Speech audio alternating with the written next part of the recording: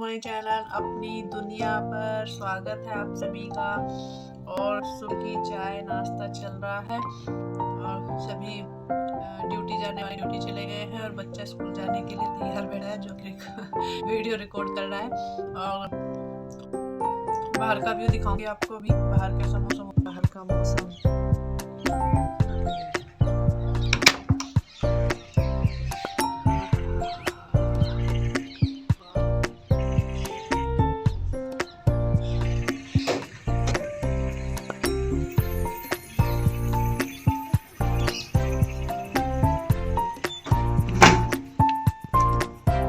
और यहाँ पर हस्बैंड हो गए हैं ड्यूटी जाने के लिए तैयार हो जा रहे हैं।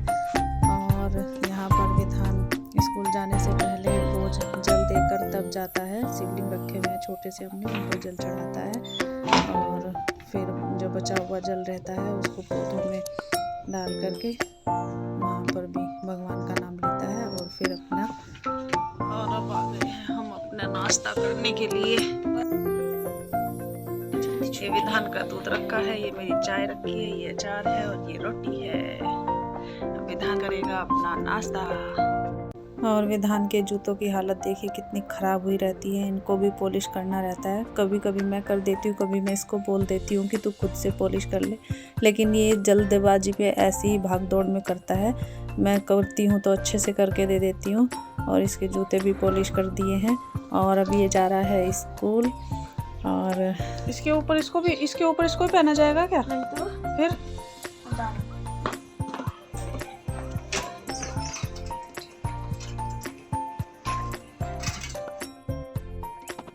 और फिर लगना होता है हमें अपने काम पर, जो रोज़ का ही होता है ये तो, इसमें ऐसा कुछ नया नहीं होता है।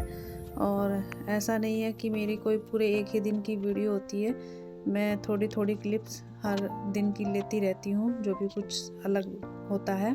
और 2 दिन की वीडियो या ऐसे मैं एक साथ मिक्स करके डालती हूँ। गई है कपड़ों की और अभी बाहर दिखाती हूँ मैं आपको।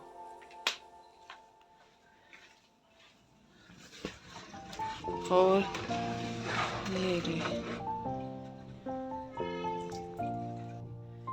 अभी पहले अमरूद खा लेती हूँ। अभी ये अमरूद काट कर खाती हूँ, उसके बाद काम करूँगी। थोड़ी एनर्जी भी चाहिए होती है ना काम करने के लिए। अभी ये कट गए अपने अमरूद, अब इनमें डालती हूँ नमक।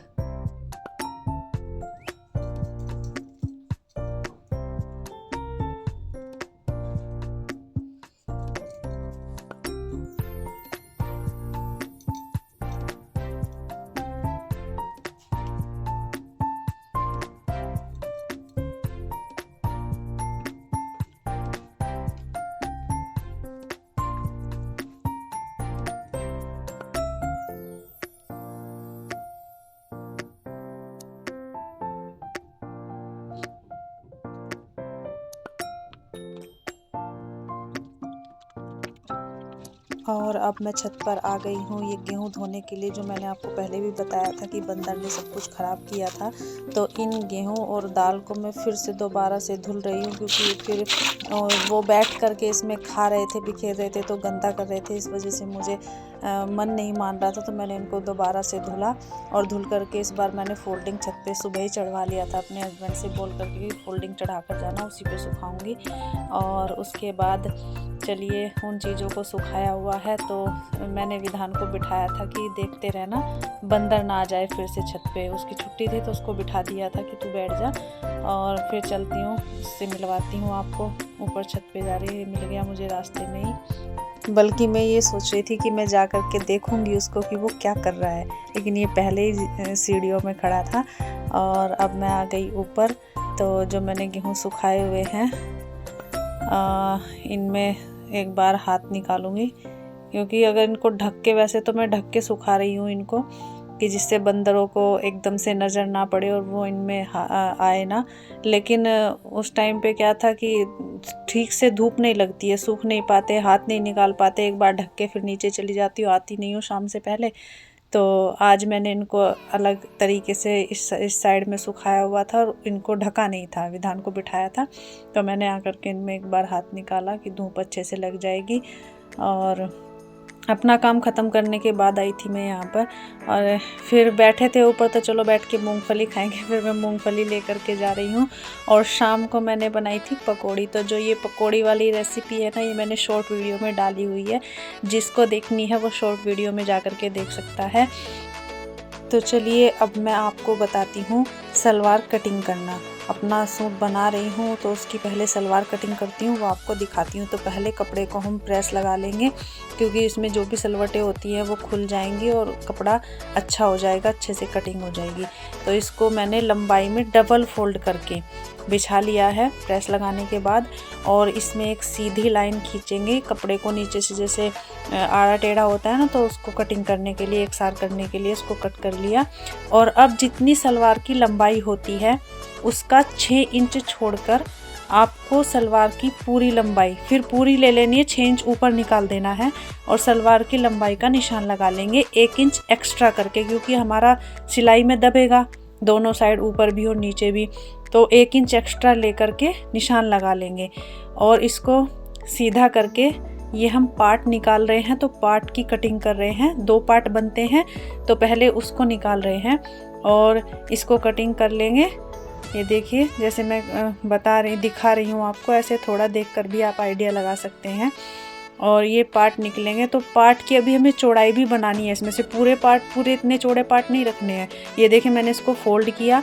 अब इसको फोल्ड करने के बाद 7.5, 8.5, 9 जितनी चौड़ाई पार्ट की रखनी है आपको, उस हिसाब से मोहरी जितनी बनानी होती है उसी के अकॉर्डिंग पार्ट रखे जाते हैं। तो मैंने 8 इंच के पार्ट निकाले हैं, ऐसे फोल्ड में 8 इंच, खुल करके ये 16 इंच हो जाएगा। तो इनको फोल्ड करके और पार्ट को कटिंग कर लेंगे।